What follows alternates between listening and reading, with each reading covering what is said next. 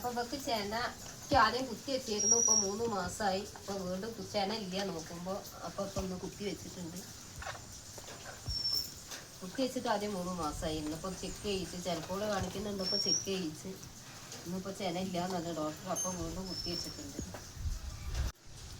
രണ്ടാമത്തെ ചെനക്ക് കുത്തി വെച്ചതാണ്.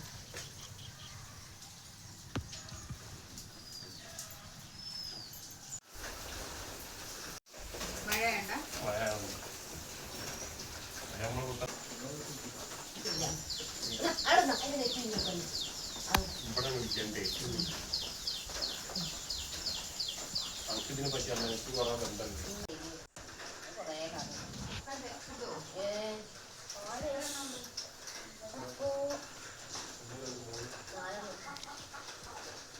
ഒന്നിനെ